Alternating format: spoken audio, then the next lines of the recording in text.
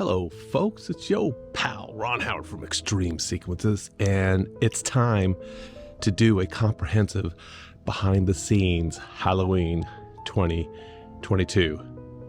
A not-so-scary This Is Halloween, but for many, it can be a scary endeavor. There's a lot of moving parts to a light show, and if you're like me, and your show just seems to grow every year, you learn new tricks. And it's always good to impart these tricks to others so that they may learn. This show has just under 40,000 pixels. Not too shabby, considering my first show in 2016 started with just over 7,000 pixels. I live in a typical California neighborhood where the yards are not so big like you'd find in the Midwest. Some country land, estates, acres, nothing like that here. We're all pretty close to our neighbors, physically, location-wise, and we make it work. Nowhere near like it is in Europe, where you are literally on top of each other. And they have figured out how to make it work. But let's talk about my show. Let's see if I can impart some knowledge that might help you with yours, possibly inspire little tidbits of information that just might help you get your show to a successful level so that your communities can benefit from it. And I think what we'll do is we're going to start left, then yard, center, right, and then the yard over there. And I look at any show I design, and certainly my own, I look at different sections, whether these be thirds, 1/3, a second third, a third third, or quadrants. This section, lower section, upper third quadrant, fourth quadrant, and maybe a center section. Or halves, half the yard here, half the yard there. Very basic math, right? So these concepts can really save you when you're putting your show together and thinking about how you're going to run power and data. And just because you put it together one way on your computer screen does not mean that's what's going to happen during the show live. You have to be willing to change things up that just make more sense. All right, so if we look at the top up here, I have a couple of new pixel matrices, 1,152 pixels each, and these guys up here. Those were made for me by Gilbert Engineering, and the clowns you see on the outside, those are skins, what we call G-skins.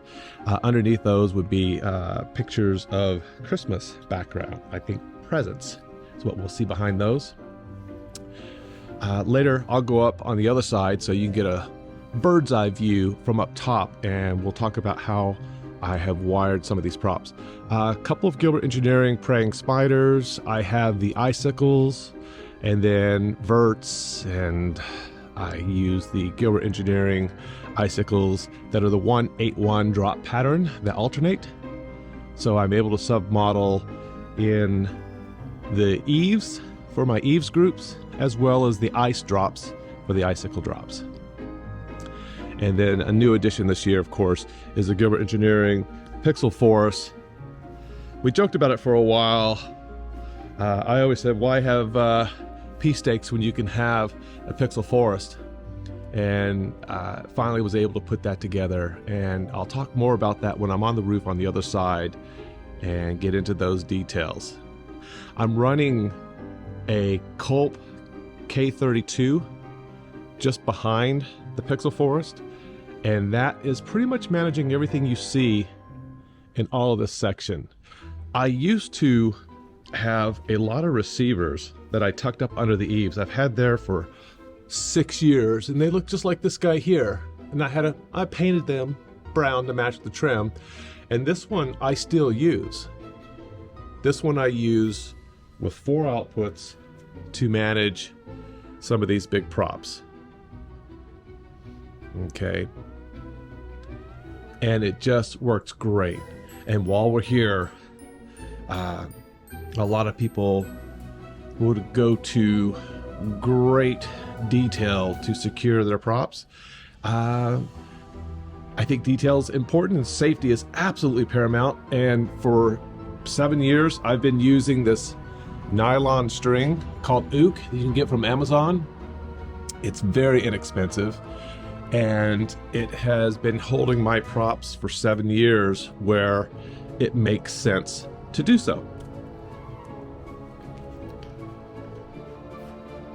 And I simply have a wire with a couple screws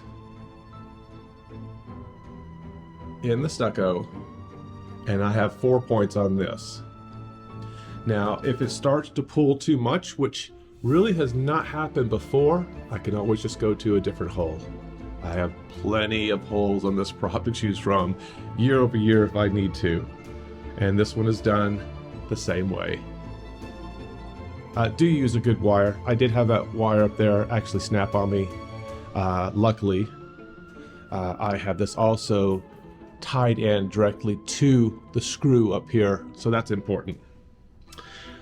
If we come on down here, this is my oldest and dearest build. When the ammo box controller build became a thing, Clyde Lindsay had started it. He got it from somebody else. I took it, elevated it, put lights and all that kind of stuff in it, and this is sort of what it was.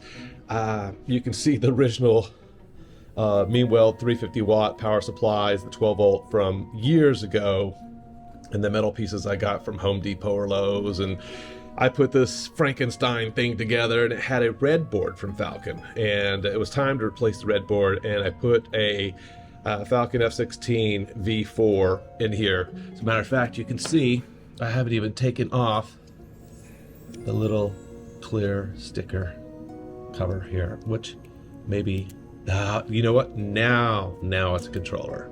Now it's a controller. All right, so that's that.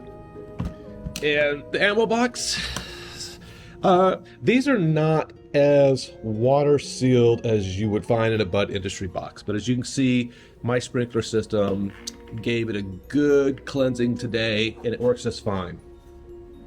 All right, let's just talk about power.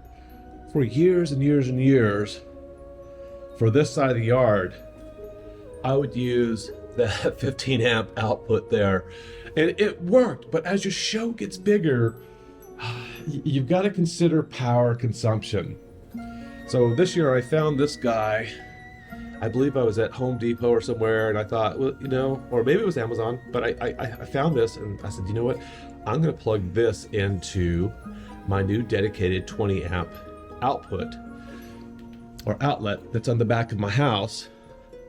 And if you can see over there, I had that put in all these years. I didn't realize this, because this is supposed to be an office, but this is sort of my little pseudo art room, and everything in here is 20 amp. and I believe this is probably 20 amp too, because it's going to run on the same one. So they punched a hole on the other side and ran 20 amp out. So if you have 20 amp somewhere in your house, chances are you may have an electrician that could just come out and punch out the wall and get you some dedicated 20 amp. So that was sort of a godsend for us without having to run and trench and all that kind of stuff, because I do have dedicated 20 amp on the other side of the house that I had put in, and we'll look at that just a little bit. Also, before we leave this corner side of the house, I have a K8 up in this fella here. What does that say? Above water spigot. Well, like I said, you've got to be able to move controllers and boxes and different things, and be nimble with your show. Basics of mounting things, again, whether you're using zip ties, as I have up here, to keep this vert on the edge, that works great. Again, more of this ook string to hold these props. and it's been holding these spiders for years, and it works just great. Let's talk about the yard. We'll stay on the left side. These are some old tombstones. These are the original Boscoyo tombstones from 2016. I'm pretty sure that's when I got them. And they've worked every year. I think I had to replace some of the older lights in 2017. I don't remember the reason why, but and then or maybe I didn't. Maybe these are the original, because I have these transition pigtails. So the controller that I replaced, the red board, had the older pigtails. I don't know if they were Daniel Zhang, Raywu, I don't know what they were, but they were not X-Connect. So these guys have worked out great. And when I replace the tombstones, you know, I'll be using other pixels and I won't have to worry about that. But these little connectors here could be great. Pixel poles. Robert Jaime from Holiday Sequences had sent me these. He used to sell these, and these have just a ton of zip ties. Rosa did all these zip ties, bless her heart, and these things still work great. I do want to replace them. I want to go in with something more dense. I don't know if they need to be as tall, but I certainly want a little more density to the pixel poles. And then we'll come on out here to the arches. These are the triple arches, and I should probably hose them off. And these have been great. Now for Christmas, we'll get in here and we're gonna do a little more zip tying to shore these up and make sure that they have a good shape. But people always ask, how do you mount these? And I have videos on the way I mounted my old arches, and it's the same way. It's just using rebar. I put rebar in the ground, about a foot, I don't have to put it far, and I angle it slightly, and these slip over it. And when I store the arches, the zip ties, because this coral here is pretty rigid stuff, it's pretty good coral, it helps hold the shape of the PVC, so I don't need a cross brace going over here. It's just not needed. And I've been doing that every year. All right, shall we get to the center section? I think we should. Oh, all this goodness up here, all this goodness. First thing, when you're messing with models, props, elements for your show that's up high like this, rent a lift. Just rent a lift and do it right. Speaking of lift, it is going to be time for me to get on a ladder and secure these zip ties a little bit more. We haven't really had any wind this year, which is fantastic. But I can see now by looking at that they're starting to sag a little bit, they're stretching.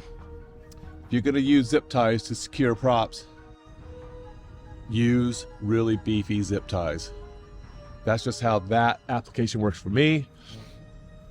I'm using standoffs for this left vert.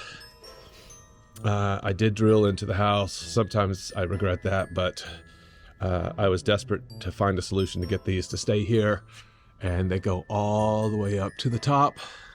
I think I have 1, 2, 3. I'm only using 3, and because there's concrete close to the perimeter of the wall, it's hard to get rebar to go down in there. So I have these really heavy brick that I just push up against this, so the wind, which I know will be here any day, doesn't get this thing flying around. If this thing starts flying around, it could cause problems for this. I've seen it before, so we try to avoid that. We'll go back up to the center. I got a couple of singing faces for Christmas. I have singing faces here, 3 bulbs. I usually have a controller here to handle that or anything else. And then new to the show this year is the zombie sign that Gilbert Engineering brought out. Absolutely love the way it looks in the show. That is the Rosa Grande in the center, Grand Illusion on the left, and on the right, Below it is the mother of all wreaths, and at the very top is the square peg. And I just love the way the density fills in here. If there was one thing I could change about this, and I'll probably do this when I get the lift to transition my show from Halloween to Christmas, is go ahead and put one more icicle in the center up there, and I'll just tie it into one of the others, either left or right, and call it a day. It's a gap. It's just a gap. Artistically, it's a cool thing, right? Let's talk about these receivers up here. These are all feeding from Falcon F48s. Or if I wanted to, they could feed from the Culp. Or I could replace all these and put a Culp controller up there and be done with it. But this is just something I did a couple of years back, and it just really made sense.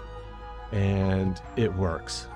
Now, if we have an earthquake, they're probably coming down, but that's okay. They're up there.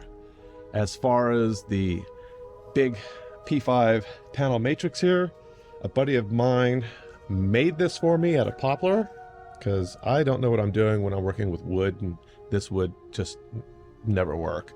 And we used to hang this from those hooks on top to the grate. This thing used to just hang from that, along with other props on there. And I thought, you know, I need a different solution, something that's a little more adjustable. So if I want this to be higher, I could make the entire panel higher as it was last year. And this year I wanted to lower it just a little bit. And I use a bucket. Look at that. We used a bucket. A bucket is underrated in this hobby, no matter how many fools say it's not. Or it is. It's underrated. That's just some concrete and a sleeve. And that way I can pull the poles out and store them away. All right. By the way, these singing skulls, mega skulls, are from Gilbert Engineering, and they just rock. They're awesome. All right, that covers the center section. And then we get over to the right section here of the house, and a little bit, I'll go up top and I'll show you, as I said I would. More hanging spiders, more hanging props. These are King Diamonds from Gilbert Engineering. More standoffs to hold up. I went with the black HD trim. The HD trim, this stuff is so good. It is beefy, beefy, beefy. I can give it a beating, and it just comes back each season saying, okay, let's go to work. Love it, love it, love it. More icicles. I can show you an example. This is an older receiver. There's a 400 watt power supply up there from Holiday Coro that I've been running in my show for 6 years. I haven't had to turn this one on. I'm just leaving it there for right now. Could be used as a backup if I needed something, but it'll probably come down. And it's been great. I don't remember which receiver's in there, probably an older whiteboard. And I'm kind of glad I don't have to keep these up here. It's nice that I can drive down my street and not see receivers and cables hanging down from under the eaves. So I've sort of changed that. Also, recently in post, people were talking about running cables across your driveway. I used to have to run cables across, or I would take cables on the inside of the garage and run them around and then out. And then, as you can see here, hello hummingbird. You could see here, I would have a lot more cables than that come out. Now, because my driveway had to be replaced, I took advantage and rented a trencher, and I ran a couple of these. I think it was a 3-inch. I might have said 4 before, but I think a 3-inch.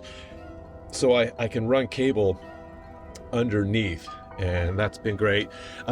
This is a Jason Gilbert special here. I have a real cover for this, by the way, but it doesn't work when I have cables. They were visiting, and he punched a hole in my wall. At least he put a cover on it, so that was nice.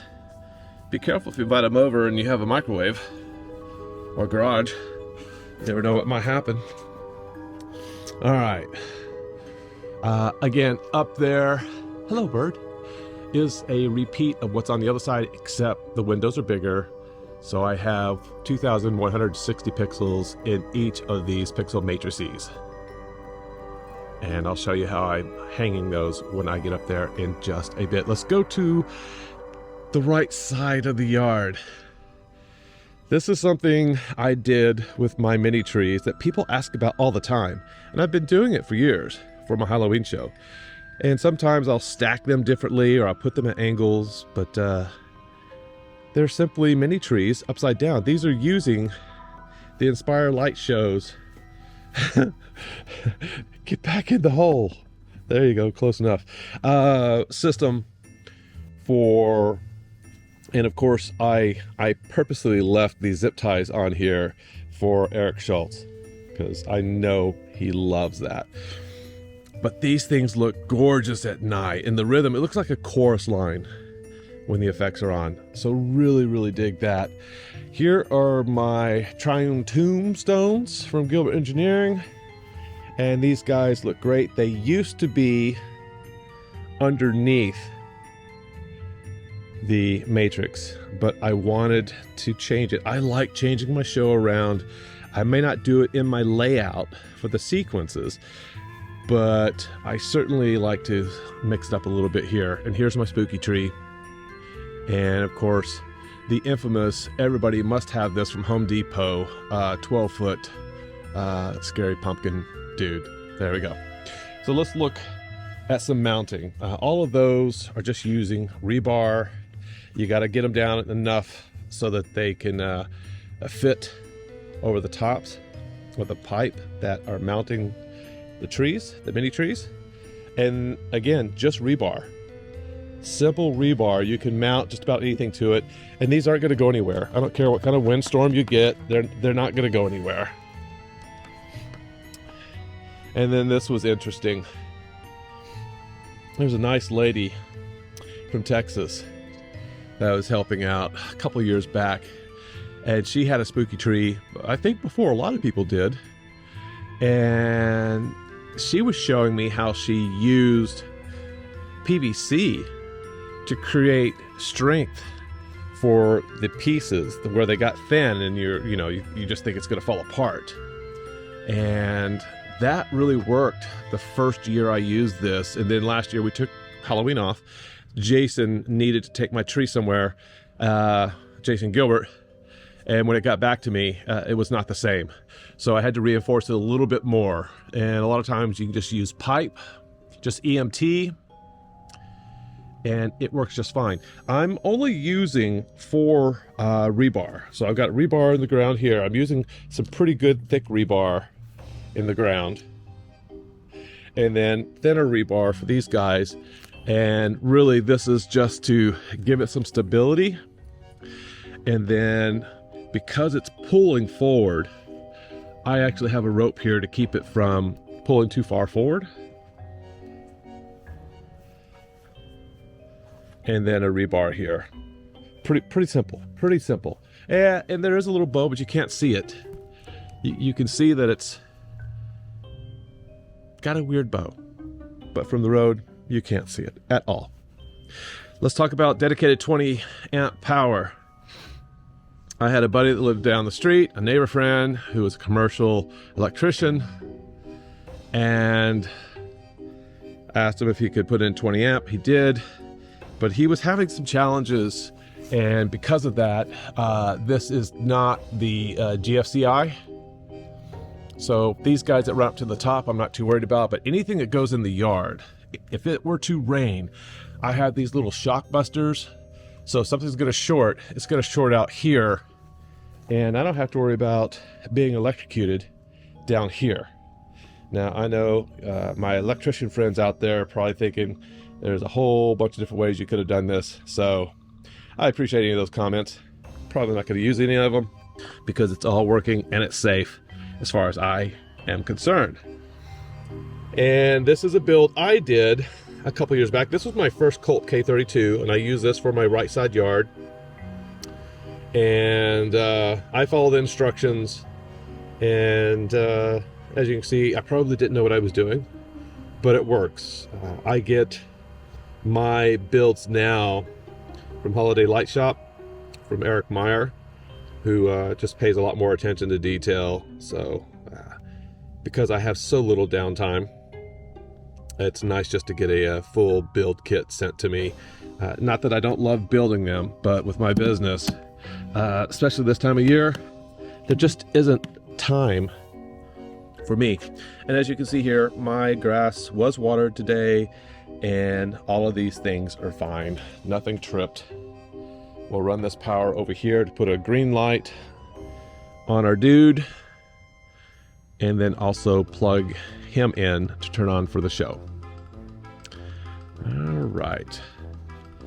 And I suppose I could show you what the controllers look like in the garage. I don't know how important that is, but we can certainly do that. Here's the Halloween scene that Rosa created. Got our spooky clown over there, spider, horse and carriage, cask. I mean, just, it's really, really cool stuff. And of course, when we turn on the lights, it all looks really cool at night. Love it. There's my old P10 Tune 2 sign that's still running, a really old BeagleBone Black. I did update the software to 6.1.1 and it works just fine. Good stuff. This is my speaker I use. This is a Roland Pro V speaker from 2003. This thing has got a lot of muscle to it. And we've used it every year for our show. I've got a little mixing board up here where I can separate what's going out the FM transmitter and what's going directly to the speaker and control those independently. Then we'll get back up in here, and here's our tank system from Culligan for soft water for our house. And for years I ran these boards just screwed to the wall, and I called it the Naked and Afraid edition just to make fun of it, because people were getting so serious about this, that, and the other, that little levity really helps in the hobby. But since then, a couple years back, I decided let's clean it up and make it look nice. And that's what it is. I've got a 40D in there from Culp that's not really running anything now. It will when we have the Christmas show. I have a couple of Falcon F48 V3s in there. And that is my FM transmitter, EDM, which you can't get now. I don't know what happened, but they no longer sell them. And then a little power block and my 16-port Netgear switch. Over here, I have a couple of Raspberry Pis. These are Pi 4s. One's 8 gig, one's 4 gig. You do not need 8 gigabytes. You don't for RAM. It's just overkill. These are cool little enclosures that I got on Amazon. And one's for the Matrix and one's for running my show. I found these little hook things on Amazon, and I bring all my Ethernet cables in here to hook onto that to store them. And this guy right here shouldn't be here. I just added a new camera to my show, or I should say to my camera system that I was testing yesterday, and the camera looks really, really good. I have a lot of cameras on the outside.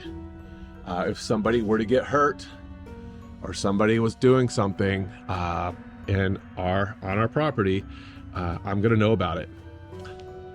That's the new camera there facing this way out to the left. There's a beefy camera there that Jonathan Arden brought to me. That is a professional level camera you would see in Beverly Hills watching expensive cars run red lights. Yes, sir. That's a serious varifocal lens there. And then I have another one back here that is looking at my back gate.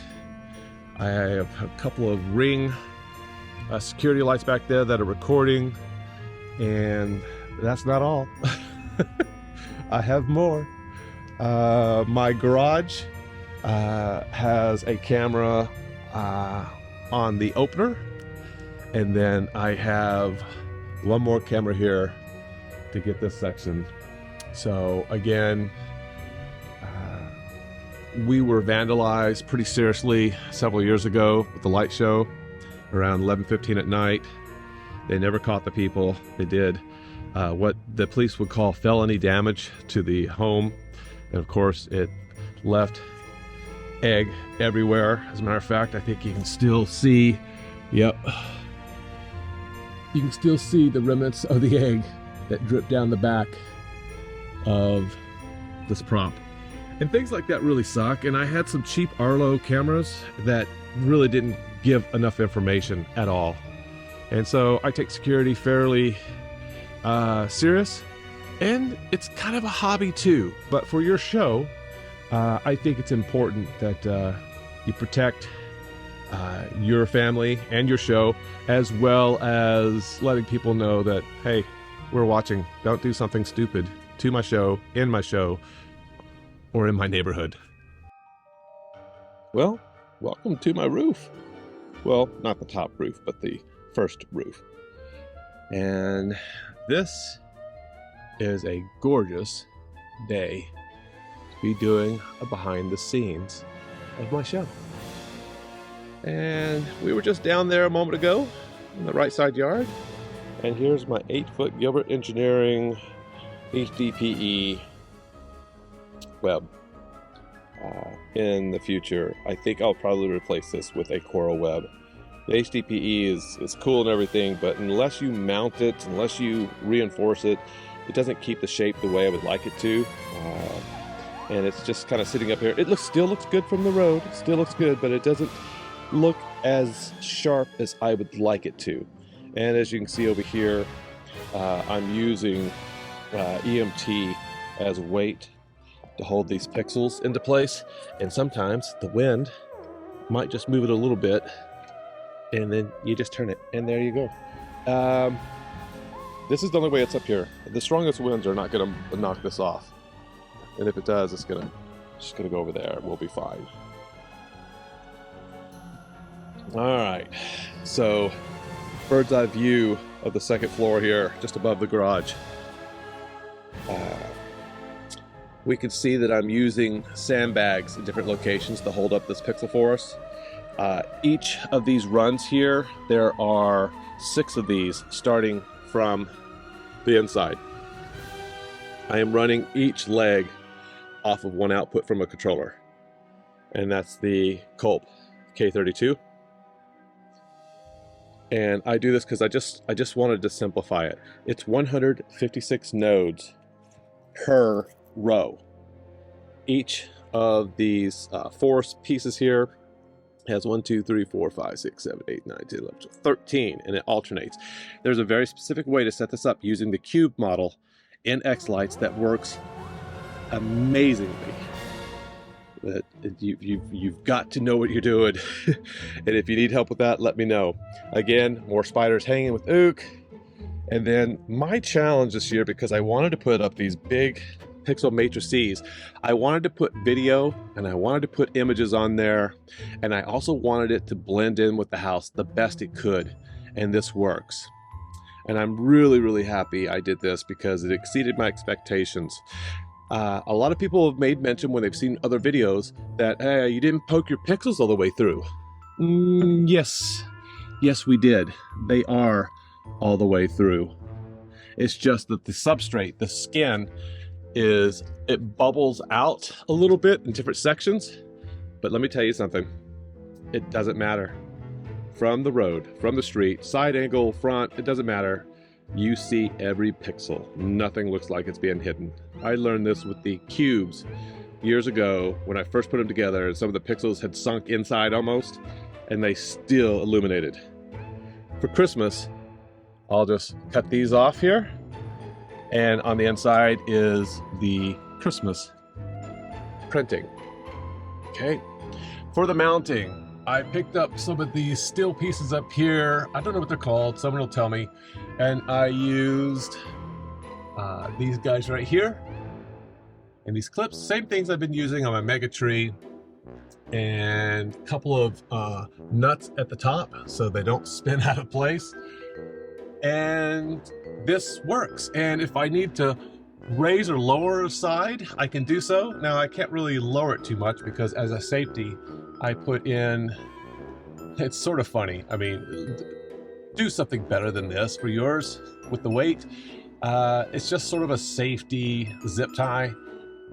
where what really should be there is probably another one of these or a chain or something, but that's working out for these guys. I'm running 6 outputs on this guy, so it's 360 nodes per output, and they run straight to this guy here. I have to be careful when I'm walking up here because I'm in these little 1-foot squares and my shoes are 12. So here is the build. This is Holiday Supply Shop. I probably said Holiday Light Shop earlier, but it's Holiday Supply Shop, and Eric Meyer built this for me. Absolutely gorgeous build. Just so much better than what I can do. All right, and that's working great. Oh, also, the other thing is I'm running a couple of these are for receiver expansions, and because of the density of this prop, I'm employing 2 additional receivers to take care of the needed outputs. I only want to put so many pixels on a power supply, and that's all based on voltage, brightness, or brightness of the lights. And of course I use all 12 volt resistor pixels. I don't believe in regulated pixels at all. I'll never put regulated pixels in my show, ever.